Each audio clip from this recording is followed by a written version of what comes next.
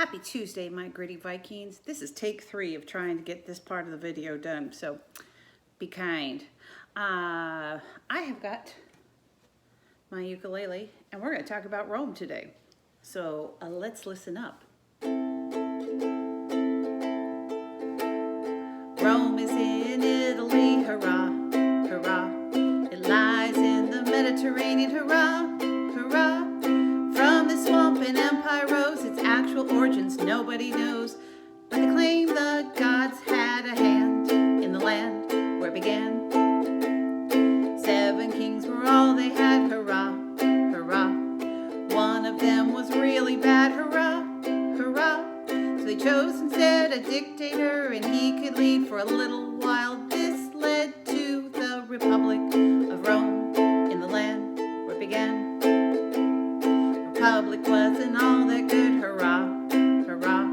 The plebeians had lots of faults, hurrah, hurrah. They tried a 3-part government with magistrates, senate, and assemblymen, and a system of checks and balances in the land where it began. Hold on. Like Hammurabi, they wrote down laws, hurrah, hurrah. From the 12 came many more, hurrah, hurrah. The forum was where they all gathered to pray and vote and discuss the problems of the day, and all worked for a while in the land where it began. The Punic Wars changed Rome, hurrah, hurrah.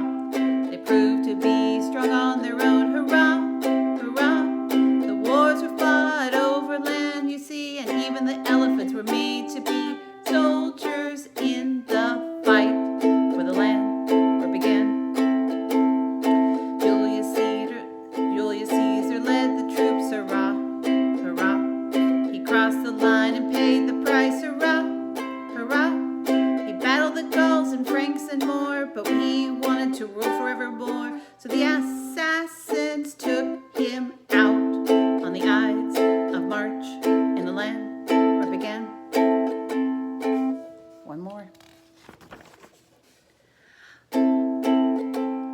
Augustus became the emperor then, hurrah, hurrah.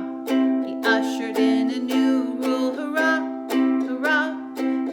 The Pax Romana was in place as many good emperors ruled in the space, but the bad ones brought it down to the ground in the land where it began.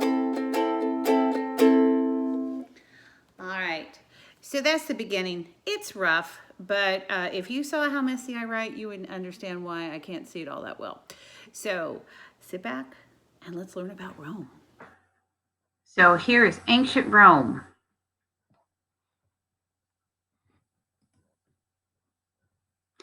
Before we begin, let's talk about some of the movers and players and all the rest. For people, we have Aeneas, Romulus, and Remus, and Cincinnatus. They are major players in early Rome. The Republic is a concept. Dictators, plebeians, and patricians are people and their roles. So let's begin. So my first question is, where in the world is Italy? Well, Italy's in Europe. It's along the Mediterranean. If you look at the map here, if we keep going, well, this actually, there we go. That's Egypt. So Italy is this peninsula. Peninsula meaning it has water on 3 sides. Remember, Italy is the country that looks like a boot. Now, there are the Alps to the north, the Apennines to the east, and Rome sits right about here. Its main source of water is the Tiber River, and its weather, believe it or not, is very much like California. It is hot in the summer. Trust me, I know. It's very hot in the summer, but it's dry. And wet winters, it snows up in the mountains, very much like California. And a lot of the crops that they've grown are very much things that we grow here as well. So let's hear the story of the mythical story of Italy. So according to myths, It tells us, according to myths, Rome was founded by Aeneas. Aeneas was a hero from the Trojan War who escaped Troy and sailed all around the Mediterranean until he stopped in an area we call Rome. Now, the Trojan War, remember, is the Trojan horse, which means there's a Greek guy who's now in Rome. According to the legend, he discovered there were several tribes of people living there. There were Latins, Etruscans, and others. Now, Latins and Etruscans are very big on Roman history and the history of the Latin language. Each had their own culture and language. Aeneas made an alliance with the Latin king, who offered him his daughter in marriage. Another one of those alliance, power marriages. Aeneas became the king, and the next 12 kings. Gosh, I hope this isn't showing up for you guys. Sorry, I had a pop-up that just crept right over the window. Were his descendants as well. So finally, there were two brothers named Nimetor and Amulius. They fought for the throne of Alba Longa. Alba Longa is just what they called Rome, and Longa just means long land. The younger Amulius defeated his brother and forbade his niece from marrying or having children. This sounds an awful lot like a Greek prophecy, maybe with Perseus. However, she was, according to the legend, impregnated by the god Mars. Now, Mars is Aries, and gave birth to twins, Romulus and Remus. The king, their uncle, ordered them cast into the Tiber River and drowned. Wow, that sounds like Moses. Where are these stories coming from? Oh yeah, the same part of the world. So, according to this legend, they were rescued by a she-wolf. And this picture here is one of the most famous images of Romulus and Remus with the she-wolf. So she suckled them, and then after a while, a shepherd came and raised them. In time, the boys grew and found out that they were, kings. So they killed their uncle and restored their grandfather to the throne. They were granted permission to found a city. They fought over where to build this city. In the legend, Romulus killed Remus, and that's why the city's name in his name, Rome, or Roma in Italian. We don't call it Rima or Rheme. So, nice story, but can we prove it? No. Actually, Rome, I don't have this on the text. Rome was a swamp. It was just tribes of people that camped around this swamp that was surrounded by all these hills. And historians, actual physical evidence goes back to 753 BC. It's either around 700 or 800, so they kind of compromise in the middle there. At the time of the founding, Rome had recorded being ruled by 7 kings, and not all of them were Roman. The last 3 were Etruscans. Now, people from the Etruscan area were in what today is called the Tuscany region. It's a couple hours north of Rome by car, so it's quite a ways away by foot. The Etruscans made great contributions to the Roman society, and probably the ones to teach them their alphabet and their number system. But the last king was said to have been cruel and killed many people, including those in his circle. In 509 BC, the nobles overthrew the king and wanted a new form of government. So with all of this, who's really in charge? Like, okay, we get rid of the king, and who's going to run the country? So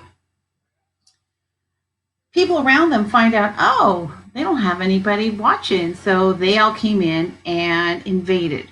People from the north, south, east, west, they all came to invade Rome at the same time. And they said, we can't do this alone. So they decided to choose a temporary leader, and they called this leader a dictator. The dictator had absolute power, but the catch was the dictator could only be in charge for 6 months. You become the dictator in January, you're done by June. Okay. And at the end of time, they had to give up their power. And for a while, okay. One of the most famous of these early dictators was a man named Cincinnatus. He came to power in 458 BC. So several hundred years after this all happened, or since the founding of Rome, and about 50 or so years after this whole overthrow. He was a farmer, and they chose him to lead. And so they said, okay, Farmer Cincinnatus, go defeat the enemies. And he says, okay, I'll do it. And he did. And then he said, here's the keys back, I'm done. So that's why he's depicted as having his axe and his plow. So the early republic, in 509 BC, Rome becomes a republic and the leaders get elected. So the early republic had leaders rule for only 1 year. So they went from dictators of 6 months to a leader for 1 year. The idea was they didn't want anyone staying entrenched. They didn't want anybody getting too powerful. 1 year in and you're out. But here's where they messed up. The people, the society of Rome was in two basic groups. Well, three if you count slaves, but of course we know that nobody ever counted slaves back then. So they had the patricians, who were the wealthy, and the plebeians, who were the majority of the people, but they weren't given any power. And their rules were so strict that they couldn't socialize, intermarry, and even if, like, you're a patrician and your nephew is a plebeian, you can't talk to each other. It was really ridiculous. So this huge divide, this lack of compromise, First Republic falls apart. So what I want you to do with this little brief story, just to get your, get a taste of Rome, is I want you in Google Classroom, I have a sheet, and I want you to figure out and put out what are the key events in the founding of Rome. It said to do an EBSR. I'm not going to make you do an EBSR. I just want a simple, yes, I'm following along, Ms. Rimmer. Yes, I'm listening. Now, with this, you can go back and rewatch it. You can pause it. You can blow it up and say, oh, yeah, that's the word she was talking about. Let's see how this works, okay? So with that, I will see you next Tuesday for more adventures in Rome. Peace out.